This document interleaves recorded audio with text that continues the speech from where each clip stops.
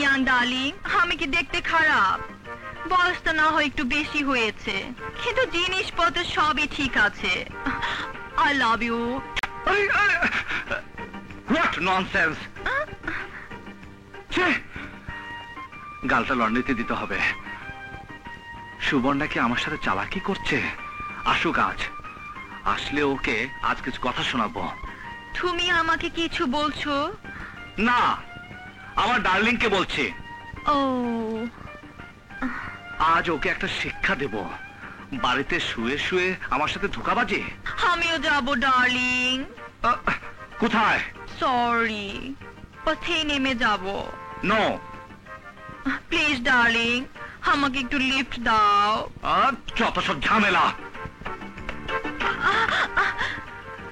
Really darling, তুমি খুব manly. অসহ্য।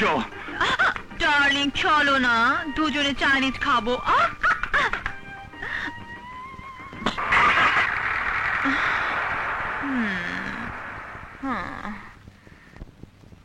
খালাম্মা, সুবর্ণা কোথায়? ও তো সেজেগুজে সেই সকালে বেরিয়ে গেছে। নো, আমি তো সেখান থেকে এলাম। তোমাদের একসাথে কোনো প্রোগ্রাম ছিল? ইয়েস। ইয়ে না মানে? ওর সব খবর তো তোমার জানা উচিত।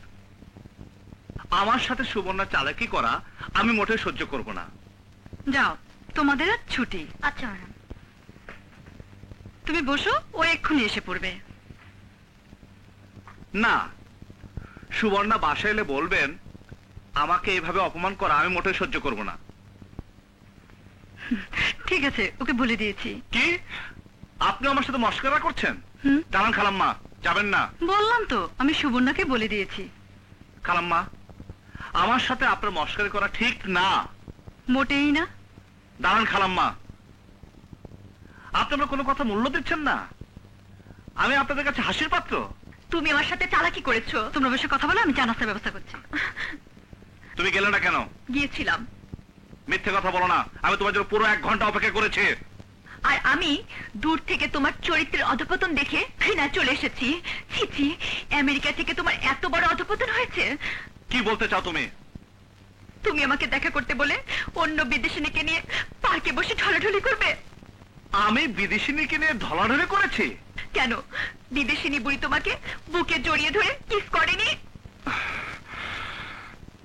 ও মাই গড, ইউ বিলিভ মি? তুমি বিশ্বাস করো, ওই বিদেশি বুড়ির সাথে আমার কোনো সম্পর্ক নেই। ওকে আমি চিনি না। বুড়ো মেয়ে লোকে তুলতুলে গাল, খুব মজা পেয়েছো। আহা, ওই বিদেশি মহিলা আমাকে জোর করে। কোন মহিলা জোর করে কোন পুরুষকে কিছু করতে পারে? সুবর্ণা, প্লিজ লক্ষ্মীটি, আমাকে ভুল বুঝো না। আমার এই অন্তরে শুধু তোমারই নাম, অন্য কারো নয়। ঠিক আছে, কান ধরো। ধরো, তোমাকে এবার মতো ক্ষমা করে দিলাম, কিন্তু আবার যদি কোনো কিছু দেখি তাহলে। তাহলে লেডি শাস্তি দাও।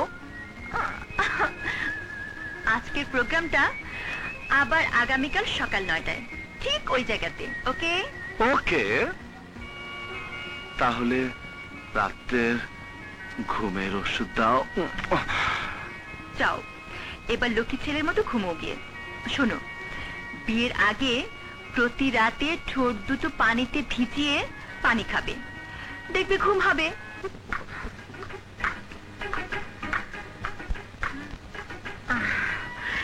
Good morning young darling.